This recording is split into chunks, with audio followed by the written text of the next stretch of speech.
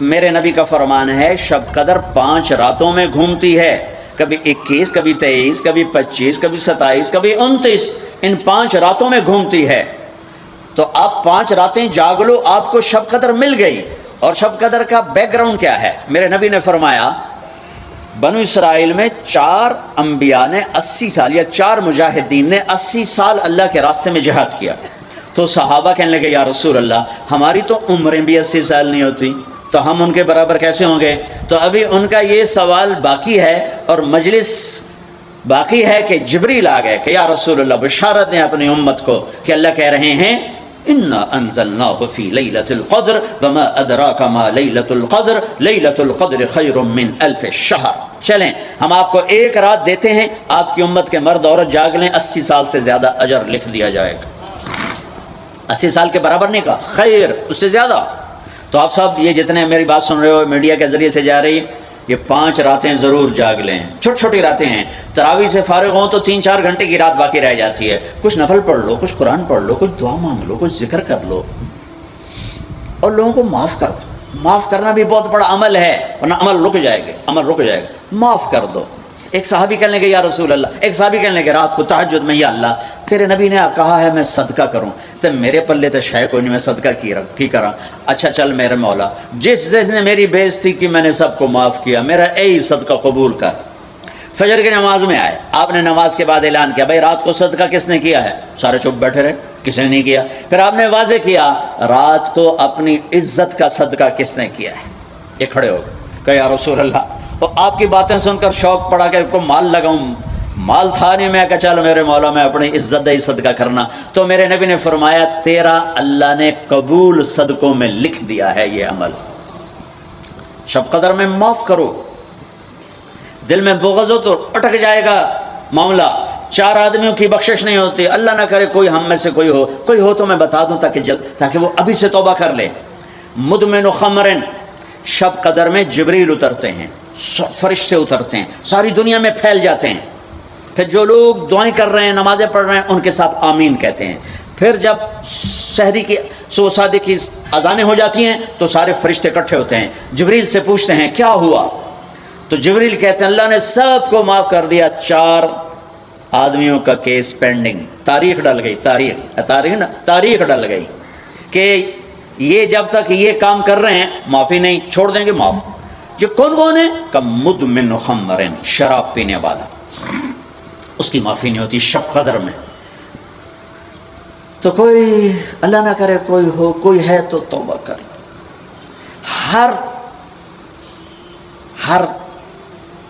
خواہش جسے آپ دنیا میں تصور کرتے ہو اس کو اللہ نے حلال طریقے سے جنت میں تیار کر کے رکھا ہوا ہے۔ کہتا یہ شراب چھوڑو، تمہارے منہ سے بدبو، بے ہوش ہو رہے، پیشاب نکل رہے، تم آؤ میرے پاس، وسقاہم ربہم شرابا طہورا، تیرا رب تمہیں خود اپنے ہاتھوں سے پلائے گا۔ دیکھو گے عاق لوالدیہ، ماں باپ کا نافرمان، بخشش شب قدر بھی نہیں بخشوا سکے گی، ماں باپ کا نافرمان۔ میرے نبی نے فرمایا جب لوگ جنت میں جائیں گے نا تو اویس کرنی بھی جا رہے ہوں گے۔ اویس کون ہے؟ اویس بن عامر من مراد من قرن من الیمن۔ یہ میں نے آپ کو ان کا پورا جغرافیہ، ان کی پوری میں نے آپ کو ان کی بتا دی ہے بایوگرافی۔ اویس نام ہے، عامر کے بیٹے ہیں، مراد قبیلہ ہے، قرن اس کی شاخ ہے، اور یمن ان کی رہائش ہے۔ میں ان کی بستی گیا 3 سال پہلے جہاں وہ پیدا ہوئے، اویس کرنی جہاں پیدا ہوئے، میں وہاں گیا تھا۔ انہوں نے ماں کی حد درجہ خدمت کی، وہ آسمانوں تک پہنچی۔ یہ میرے نبی کی خدمت میں حاضر نہیں ہو سکے، آسمانوں سے جبریل پہنچے۔ اب جبریل کی بات کو میرے نبی کیا کس طرح، چونکہ اللہ کے نبی دیکھ رہے تھے کہ آئندہ آنے والی نسلیں ماؤں کے ساتھ کیا کریں گی۔ ہے یا رسول اللہ قیامت کب آئے گی؟ ایک سائل سوال کرتا ہے، آپ نے کہا اللہ کو پتہ کب آئے گی؟ کہا جی کوئی نشانی تو بتا دیں کہ جب ماؤں کو ذلیل کریں گی اولادیں تو قیامت آ جائے گی۔ عمر، علی، 2 عظیم ہستیوں سے کہا جا رہا ہے تمہارے دور میں ایک شخص آئے گا، اس کا نام ہوگا اویس بن عامر، درمیانہ قد، رنگ کالا، ایک سفید داغ جسم پر، جیسے آنکھوں سے دیکھو، دیکھ ہی رہے ہوں گے آنکھوں سے، اللہ نے پردے ہٹا دیے ہوں گے، تو آئے گا، اور جب وہ آئے تو تم دونوں نے اس سے دعا کروانی. اللہ کی قسم حضرت عمر اور حضرت علی کو اویس کی دعا کی ضرورت نہیں تھی. یہ آپ کو پیغام پہنچانے کے لیے ہے کہ ماں کا کیا مقام ہے. تو وہ حضرت عمر حیران ہو کے دیکھنے لگے کہ کیا کی جاندے نے ایسی دعا کروا. صحابی کو تو کوئی پہنچ ہی نہیں سکتا، پھر صحابی بھی عمر اور علی جیسا. آپ نے کہا عمر، علی، اویس نے ماں کی خدمت کر کے اللہ کو اس طرح خوش کر دیا ہے، جب وہ ہاتھ اٹھاتا ہے اللہ کبھی خالی نہیں لوٹاتا.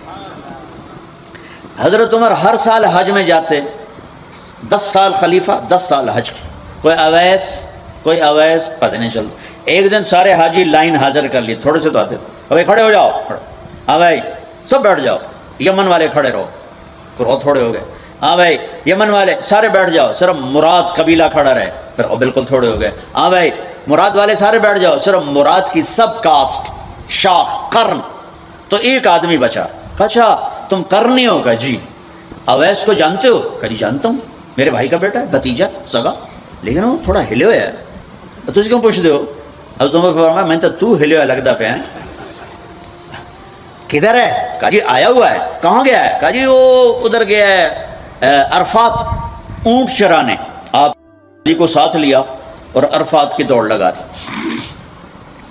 وہاں پہنچے تو دیکھا اویس کرنی درخت کے نیچے نماز پڑھ رہے اور اونٹ چاروں طرف چر رہے. یہ آ کے بیٹھ گئے. انہوں نے محسوس کیا 2 آدمی آگے تو نماز مختصر کر دی، سلام پھیرا. حضرت عمر نے پوچھا کون ہو بھائی؟ کہا جی میں مزدور ہوں. اور کون؟ اسے نہیں خبر یہ کون ہے. تیرا نام کیا ہے؟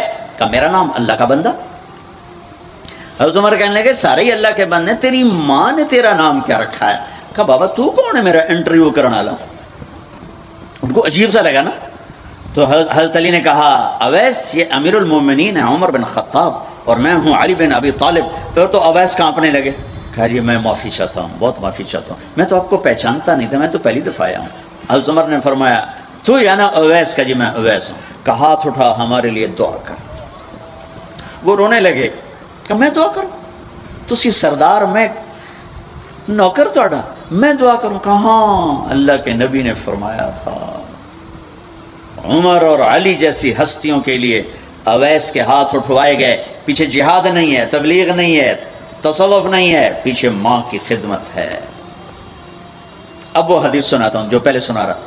آپ نے فرمایا لوگ جائیں گے جنت کی طرف، اویس بھی چلیں گے. جب جنت کے دروازے پر پہنچیں گے تو اللہ تعالیٰ فرمائیں گے باقیوں کو جانا دو، اویس کو روک لو. تو اویس پریشان، اے اللہ میں نے بو احتیاط کیوں روک لیا، یہ کیا ہوا؟ اللہ تعالیٰ فرمائیں گے یہ پیچھے دیکھو. پیچھے دیکھیں گے تو جہنم میں کھڑے ہوں گے کروڑوں اربوں کی تعداد. تو میرا اللہ فرمائے گا اویس تیری ایک نیکی نے مجھے بڑا خوش کیا ہے، ماں کی خدمت. تو انگلی کا اشارہ کر، جدھر جدھر تیری انگلی پھرتی جائے گی نا سب کو تیری طفیل جنت میں ڈال دوں گا. ہوئی ہوئی ہوئی. یہ وہ ماں ہے جو کراچی کے ہر گھر میں ذلیل ہو رہی ہے، اور پنجاب کے ہر گھر میں، سندھ بلوچستان کوئی نصیبوں والی مائیں ہیں جن کو آنکھوں کی ٹھنڈک اولاد ملی ہے، ورنہ زہریلے سانپ ہیں. ابھی میں رائے گنج میں تھا تو ایک خاتون کا خط آیا اسلام آباد سے، لگتا تھا اس نے آنسوں سے لکھا تھا خط کہ مجھے میرے بیٹوں سے بچاؤ، مجھے میرے بیٹوں سے بچاؤ، یہ تباہ ہو جائیں، یہ غارت ہو جائیں. ماں یہ کہہ رہی ہو تو کہاں تک انہوں نے ماں کو پہنچا دیا؟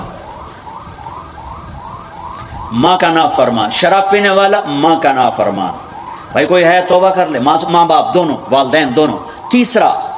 تیسرا رشتہ داروں سے لڑنے والا، بہنوں سے لڑا ہوا، بھائیوں سے لڑا ہوا، چاچوں سے لڑا ہوا، ماموں سے لڑا ہوا، بیوی سے لڑا ہوا، بیوی خاوند سے لڑی ہوئی. جہاں رشتوں میں لڑائی ڈالنے والا ہے، جو عورت ہے یا مرد ہے، رشتوں میں لڑائی ڈالنے والا پینڈنگ ہو جائے گا، نہیں معاف ہوگا. کہ تو میرے بندوں کو معاف نہیں کرتا، مجھ سے معافی مانگتا. بھائی بہنوں کوئی کسی سے لڑا ہوا ہے تو اللہ کے واسطے رمضان کی محنت ضائع ہو جائے، شب قدر کا جاگنا ضائع ہو جائے، اس سے بہتر یہ ہے کہ ہم صلح کر دیں، معافی مانگ لیں، معاف کر دیں، سینے سے لگا لیں، درگزر کریں.